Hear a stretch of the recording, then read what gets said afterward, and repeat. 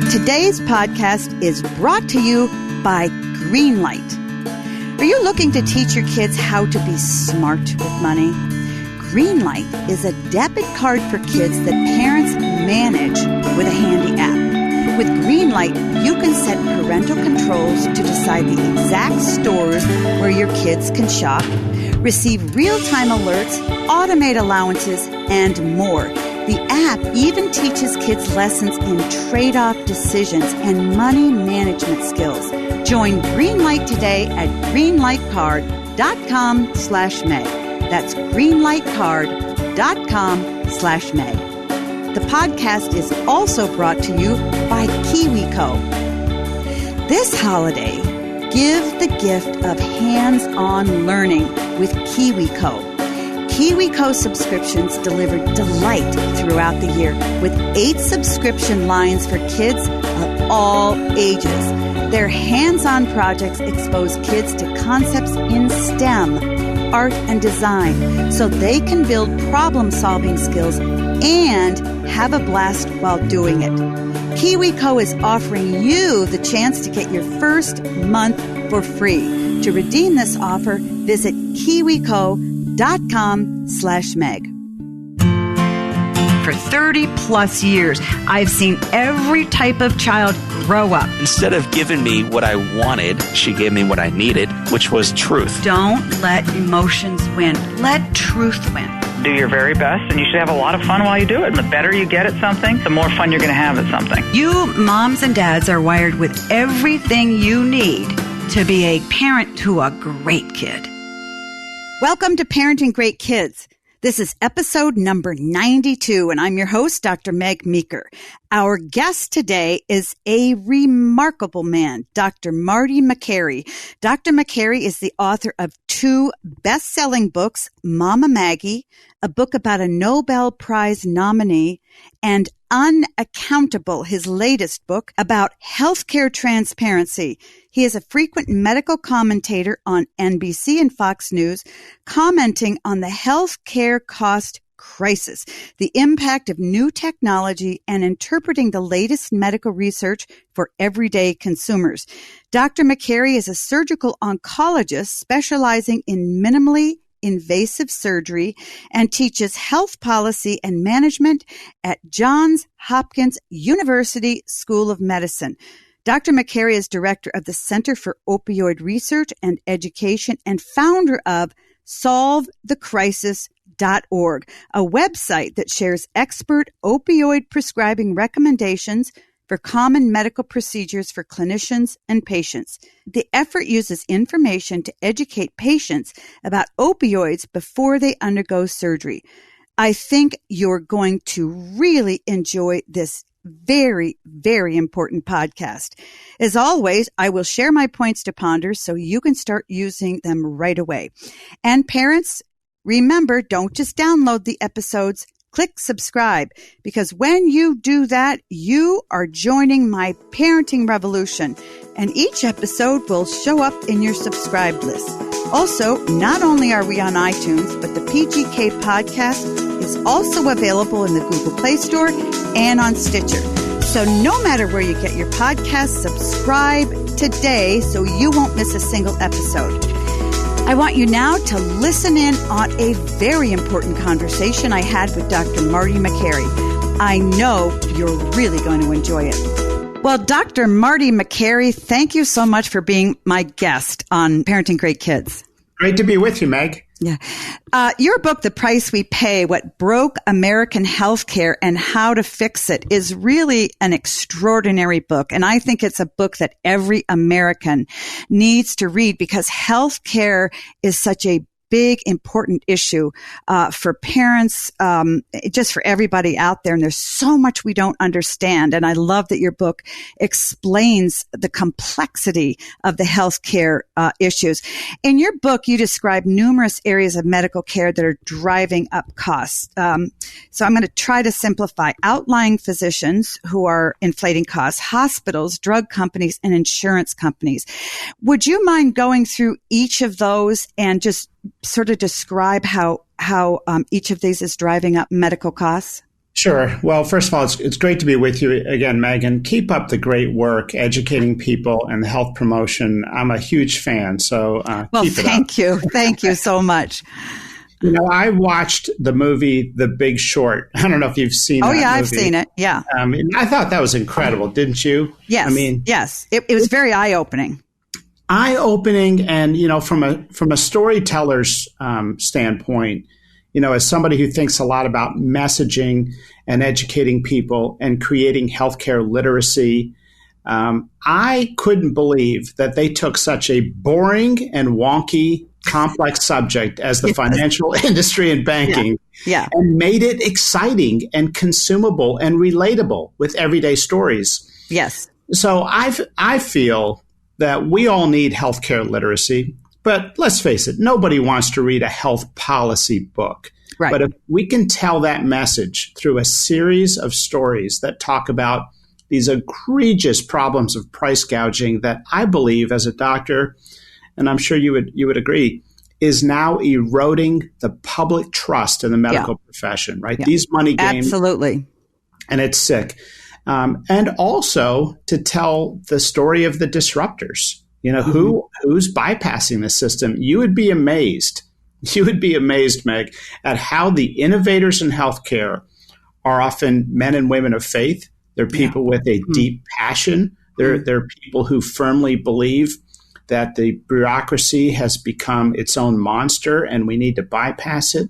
I couldn't tell you how much I loved writing this book. I mean, Keith Smith, Oklahoma Surgery Center, decides to do a clear, honest pricing menu for any operation. And guess what? People are flocking there from Canada and Japan and around the world and around the United States. They're flying to Oklahoma City. Why are people going to Oklahoma City? Because they are hungry for honesty in pricing. They want good medical care and they want good billing care.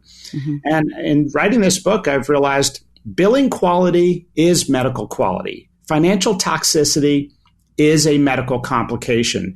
And taking care of a patient means taking care of the entire person. Right.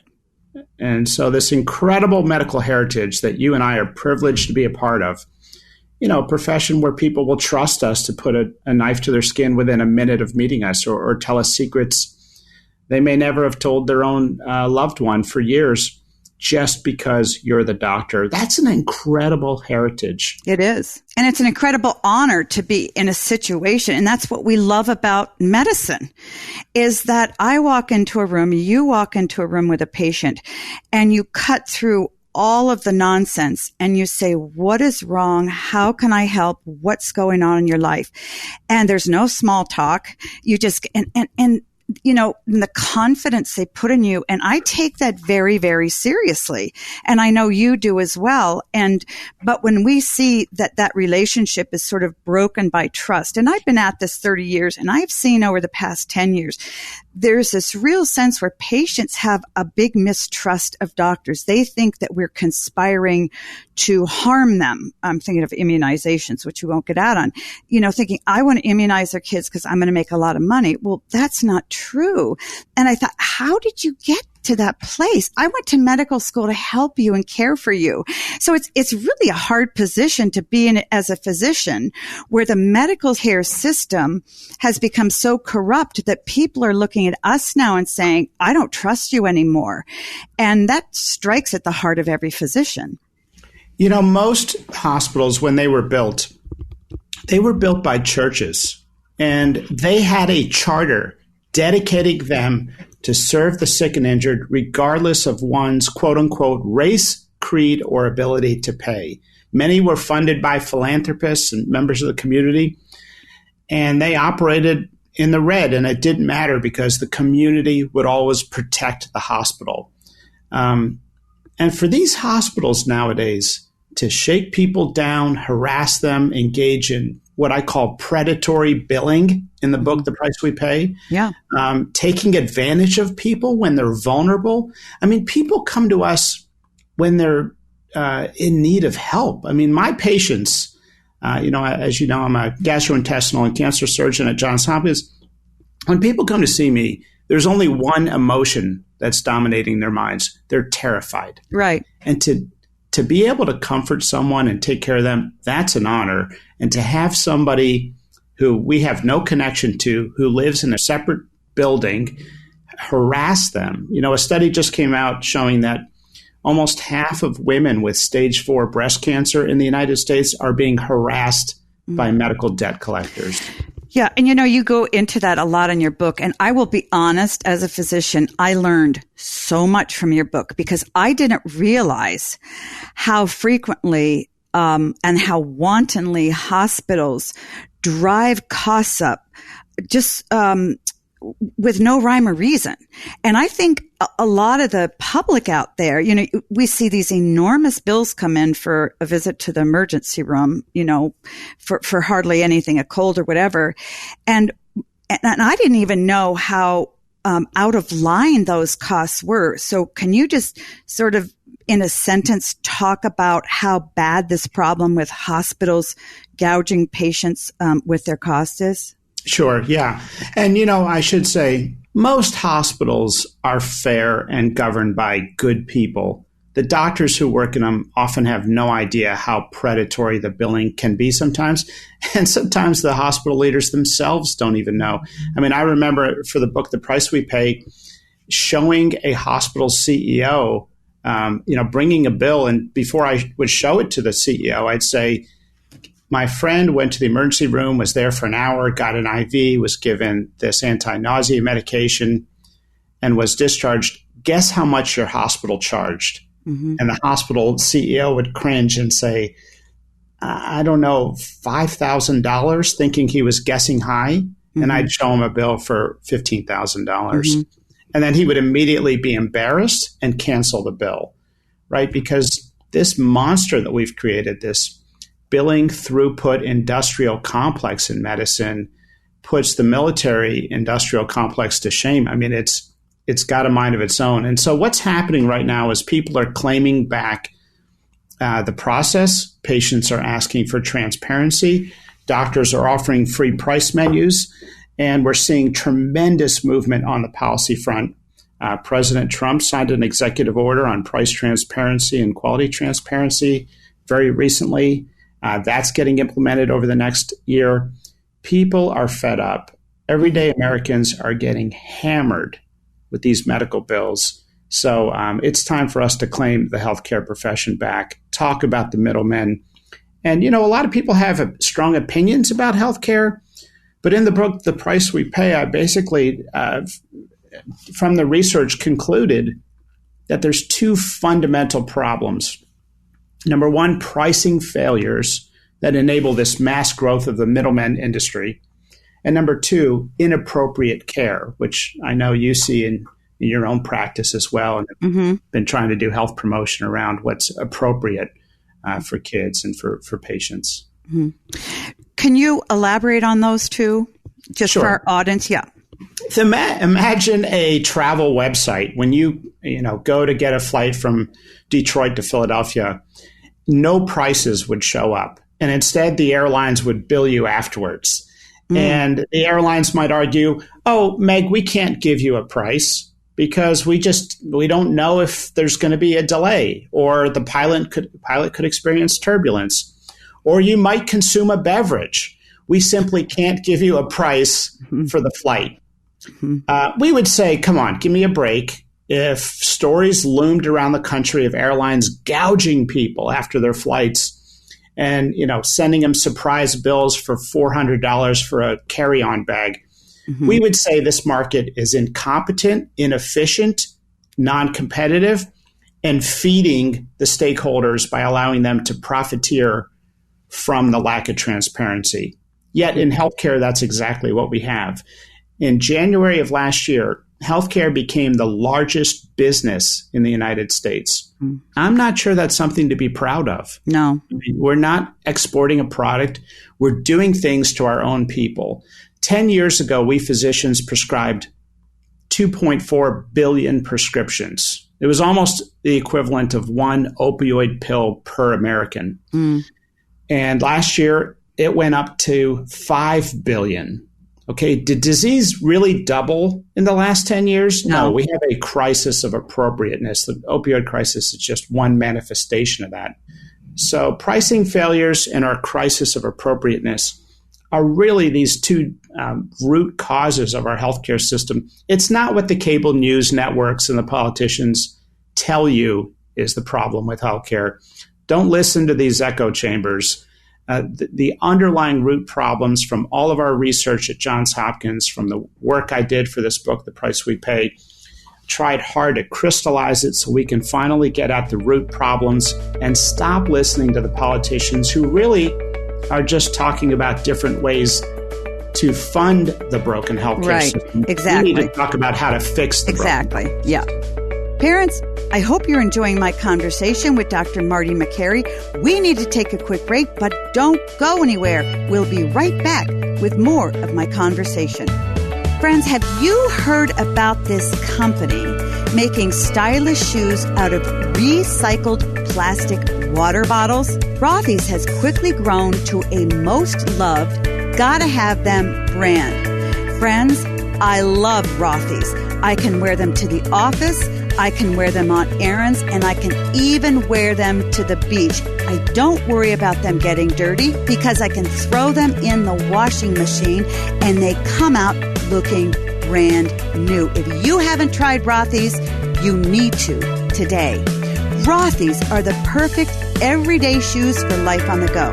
They're stylish and comfortable, and they come in an ever-changing array of colors, prints, patterns, and styles like sneakers, loafers, points, and more. Plus, since ROTHY'S are seamlessly knit using thread made from plastic water bottles, they're ultra comfortable as soon as you slip them on.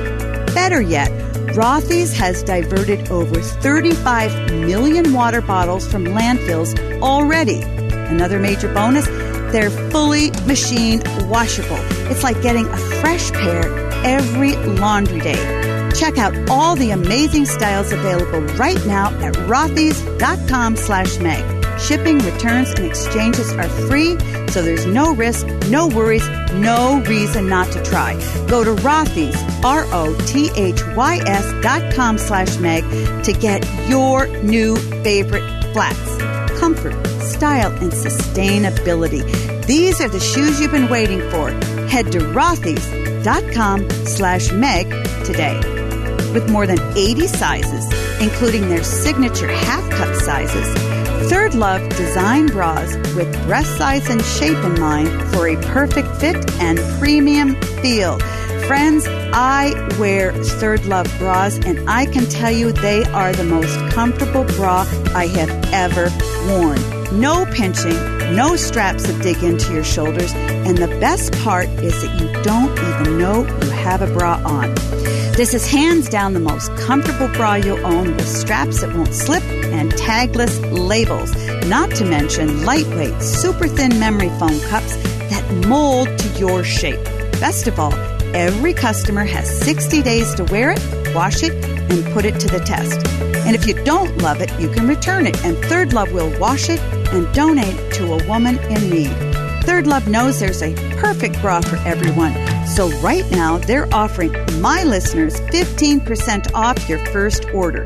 Go to thirdlove.com/Meg now to find your perfect fitting bra and get 15% off your first purchase. That's thirdlove.com/Meg for 15% off today. You know, it feels to me there's so many different levels of complexity here. And as a physician, I have felt this happen in my own practice. You know, we have over the past 20 years feel like, you know, when you talk about the middlemen in hospitals, middlemen, insurance companies and drug companies are coming between me and my patients, and they're pushing us farther and farther from each other. And they're making physicians' jobs, they're glopping everything up. And they're making billing so confusing. For instance, we just went to ICD-10 coding a number of years ago. And instead of us being able to write in, okay, here's the diagnosis for the patient, we now have to search through 60,000 diagnoses and get the exact one right. And if we don't, insurance companies are going to ding us. I mean, that's just a small thing that we experience. But let's talk about, so we know that hospitals are driving up costs. There's huge cost inflation, and a lot of middlemen. Let's talk about drug companies. What's their part in this whole problem? Well, we live in an era of a massive blame game where all the stakeholders are all pointing the finger at each other. And by the way, Meg, they're all doing very well. They're all making record profits. Okay, you don't have to do a lot of investigation to know what's happening. Look at the earnings of United Healthcare on Wall Street. They just announced in their quarterly report a 25% increase in earnings. Okay, how does an insurance company have a 25%? Right. You know, if we could all invest in stuff that would do that, we'd be flocking there. And to point out that the people making the money from the United Healthcare are not the physicians. They're the people that are coming in, just sort of taking over and approaching medicine like a commodity. I mean, wouldn't you agree? And I would even take that a step further and say, they're not bad people. They're good people working in a bad system, and they're just following these perverse incentives of a monster system that was never intended to be this ugly, this predatory, this much in violation of the public trust that we doctors have with our patients. If you look at American businesses, most in my research are getting ripped off on the way that they buy health insurance for their company and their pharmacy plan. Mm-hmm. Most of them don't even know that if you have a business, you buy a health insurance product off of a shelf through somebody called a broker. They don't even know that they also are buying a pharmacy plan for their employees because the health insurance companies kind of strong arm them to just use their pharmacy plan. Right. I met a guy in Georgia, great guy, and he is an independent consultant on pharmacy plan contracts. He will not take kickbacks. He will not take bribes, and he will not take kickbacks as a principle of his faith. And he's one of the very few I've ever met who will not take a single dime in kickbacks. And when the pharmacy plan companies tell him, "Hey, we're happy to, push your services, or you can recommend us, and we're going to give you a big payment on the back end," he says, if you're going to do that, you disclose that to the business. And guess what? They all run from the sunlight.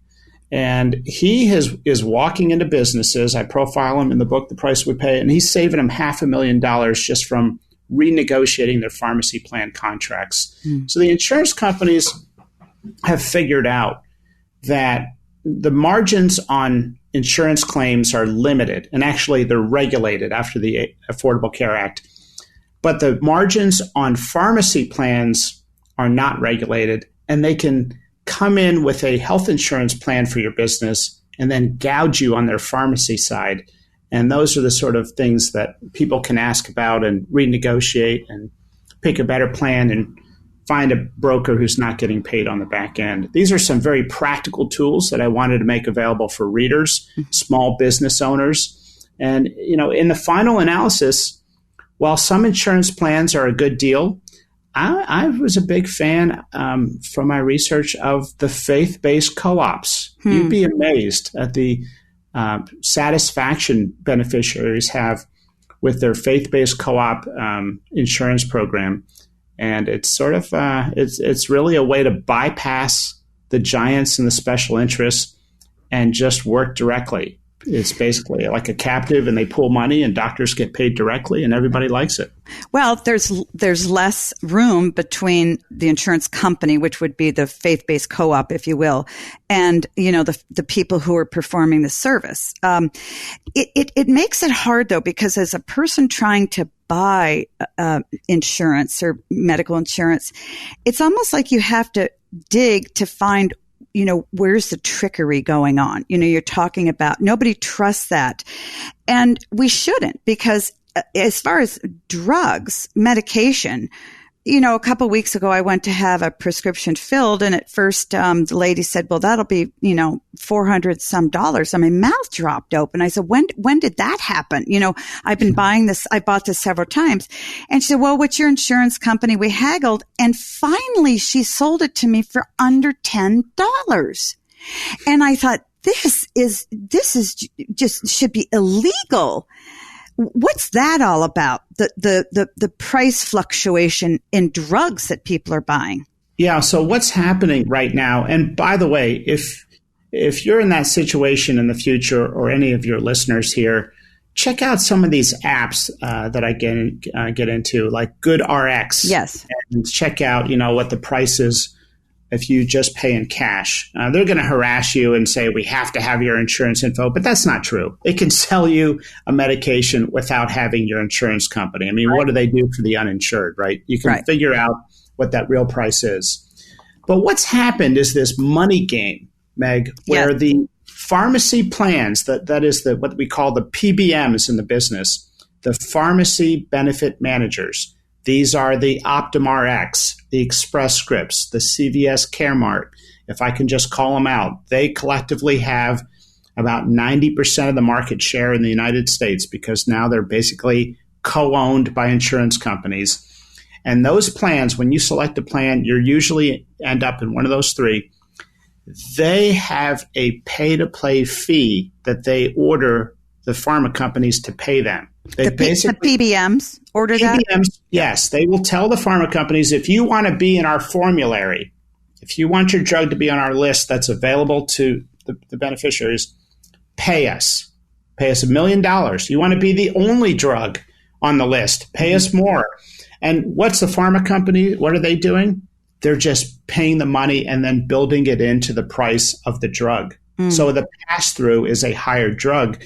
And that's why, sometimes we tell people, if you're really struggling with this, take a trip to Canada. If you're really struggling with payment, check out the GoodRx price. And it's a money game. It's wrong. And honestly, any business of any size can negotiate a better PBM or pharmacy plan for their employees if they just know what to ask about. And that's where I've tried to at least help businesses, not for any money, just as a service. Check out our restoringmedicine.org website, where we have some PBMs that we've really come to admire because they don't play the money games like the others. They have, for example, 100% pass-through of these so-called rebates, which are the kickbacks from pharma to the middlemen. They pass it on directly to the patients. So good stuff is happening. I don't want to sound like it's gloom and doom. I'm actually optimistic. Sometimes things have to get bad before they get better. And right now, innovators and disruptors are redesigning care. I mean, think about your own billing nightmares. Yeah. Would a pilot complete a flight and then figure out what codes to apply to bill for his or her services based on the amount of turbulence that they've experienced? I mean, it's ridiculous. It's ridiculous. And if they did, they'd hate their jobs, just like physicians have record high burnout rates now. And what we're seeing is a redesign of primary care now through these relationship-based clinics. We have found from our end, and I love that you talk about physicians' responsibility. From our end in our offices, billing patients and stuff. First of all, 15 years ago, I never really paid attention to it. Our office manager, I just took care of patients, said, this is what's wrong. This is how much time I spent. And there you go. But we feel like we're being hamstrung by insurance companies. For instance, you were talking about the drug and the negotiation to use a specific drug. So we're told that if we have an issue, say, I'm going to kind of make this up, but we have a child with an ear infection and we have a whole host of antibiotics we can use, and we know which are the top 3 best ones to give that patient. The insurance company will come along and say, no, you can't use that. You have to try this first because this is what we've agreed to use. And then we have to go through all this, paperwork to do that. And and we're regular. How long can a patient stay in the hospital? How many days can you treat them? What medication can you use? And we're also told, I'm sure you're familiar with the pay for performance. A lot of people think that we can set our prices when they come into our offices. We can't. Insurance companies will say, okay, you can charge $100. We're going to pay you $70. And oh, by the way, we're going to withhold $20 of that to make sure you're doing a good enough job. And then maybe we'll give you that back. Well, how do they measure if we're doing a good enough job? They have someone from the insurance company who has nothing to do with medicine give a checklist and have them check off the boxes.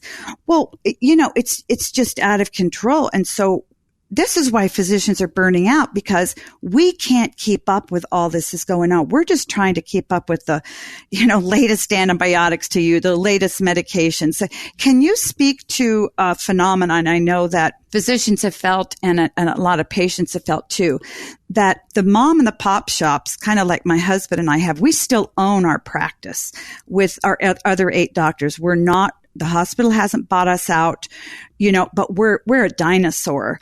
And it's getting harder and harder because our costs are going up because of all the mandates by insurance companies. And then our revenue is going down. But why are primary care practices just closing or selling out to hospitals? Well, for doctors who are thinking about selling their practice to these giant Wall Street firms that are coming in with big dollars for them, don't do it. Okay.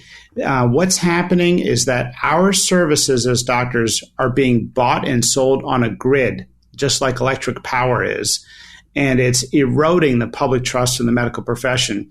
What these companies are trying to do, Meg, they're trying to change some of the processes and then resell the practice group to another group. Today in America, do you know who the largest owner of physician practices is? It's the insurance company Optum. Okay. That's concerning to me when the insurance company is the largest owner of physicians. So we need to basically say the special interests have done very well. This is not a battle for and against Obamacare. Let's not listen to the echo chambers of cable news. This is a battle against the special interests. And right now, if we can be very honest, some of these regulatory requirements that have been created by laws like the Affordable Care Act have made it more difficult for independent practices to stay in business. And they've just decided, hey, we'll fold into the big shop, and that way they'll take care of all of our regulatory requirements. Now, I'm very honest, and there are some positive patient protections that came out of the Affordable Care Act.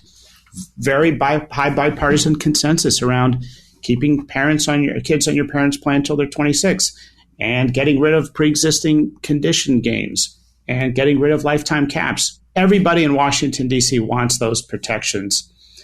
But the regulatory requirements led one of the authors of the bill, and not many people know this, to write an op-ed in the Wall Street Journal 2 years ago titled, "What I Got Wrong in the Affordable Care Act." And in a very honest way, he basically said, look, a lot of the innovation and great care takes place with the small and independent groups. And our idea of folding everybody into big hospital practices has really hurt healthcare overall. And one of the greatest concerns I have today is the mass consolidation of healthcare, hospitals, even physician groups can affect pricing, because price gouging today is one of the greatest threats to American healthcare. And that's where you're seeing the innovation say, hey, we'll go direct, we'll have a pricing menu, we'll do a contract with employers as a physician group, and we'll do this amazing thing called relationship-based primary care. I met Iora, ChenMed, Oak Street, Landmark. These are the clinics that are saying, let's forget about the standard games of the billing cycle and the high throughput model of primary care. And instead, we're going to get paid on a lump sum on a global basis. We're not going to tell our doctors they got to bill every single Band-Aid and kneecap examination. And they can just practice medicine the way that it was meant to be practiced And in the end, we will show you that we save more money for you as an employer or a population or a Medicare Advantage plan. Just let us practice medicine. Mm-hmm. Okay, doctors are not lazy people. We just don't want to spend our time on things that don't matter. And what you're seeing are amazing results right now from these relationship-based clinics. And what it really is, in my opinion, Meg, it's doctors in a revolution saying we're not going to play these money games and we're going to redesign care from scratch by putting the patient at the center. I mean, that's the way medicine used to be. My father was a pathologist who worked in Boston for a number of years. And I remember when Hospital Corporation of America started to move in. And he and a group of physicians, a board of physicians ran the hospital, made these decisions, kept healthcare costs down. And then the companies came in and they started, telling people what to do and took over. So really what you're talking about is getting rid of the layers of middlemen. Have nurses, a lot of people are getting rich right now in healthcare. Have nurses seen their pay increase in the last 20 or 30 years? No.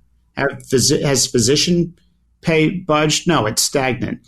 The people on the front lines taking care of patients are sort of these almost civil servants to a giant Wall Street and corporate culture where a lot of people who are not patient-facing are making millions. We've created tens of thousands of millionaires in healthcare who are not patient-facing. And I don't mean that in a derogatory way. I love our administrators. We need good people running hospitals. But today, greed has crept into healthcare, and we're seeing now hospitals where they're actively suing poor people who can't pay their bills and garnishing their paychecks. And that total amount they collect from garnishment is less than the CEO pay increase in 1 year. Yeah. And that's not right. That's not right. Marty, we have covered so much territory today, but we have so much more to go. And I would love to have you back on the podcast to dive even deeper into the subject. Would love to, Meg. Thanks so much. Thank you. And here are my points to ponder. 1, before you have a procedure done or pick up a medication, ask about cost. Have the hospital give you a range of how much it will cost. The same is true with prescriptions. Often doctors write prescriptions but don't know the cost because changes are hard for them to keep up with.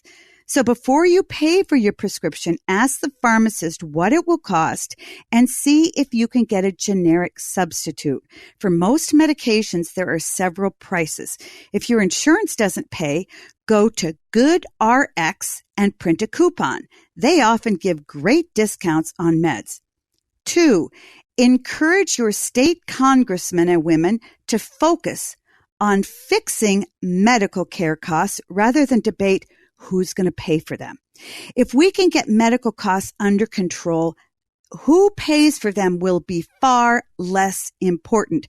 As Dr. Makary said, we can get costs under control and need to begin doing this rather than debate about single-payer systems, whether the government should take over, or multiple insurance companies. If you write a letter to your congressional rep and encourage friends to do so, we can begin to solve this enormous problem. 3, not all doctors price gouge. Hearing Dr. Makary talk about price gouging from physicians make us not trust our doctors. Remember, this is very rare in primary care and happens usually in hospital-based physicians. But even many of those doctors don't price gouge. So be wise but not suspicious. Ask friends who have used the physician you're considering what their experience has been with that physician. All right, parents, let's get social. I want to hear from you and interact with you. You can connect with me on Facebook, Twitter, and Instagram at Meg Meeker, MD. Or if you have a question, send it to askmeg at megmeekermd.com. Today, I have a question from Elizabeth. Dear Dr. Meg, I'm a divorced single mother and I left my abusive ex 3 years ago. My daughter is 4 and very quick to tears. When she wants something and doesn't get it, it's like an immediate tidal wave and huge deal. My first thought is to tell her to stop crying because really she's reacting with the overcrying so much. It drives me insane and is frankly embarrassing. I struggle because communicating with her father is so difficult, and I don't know what the norm is for her at our house. She's really too young to tell me. I want to give her a concrete, safe, consistent place for her while she's with me. What's the best way to do so?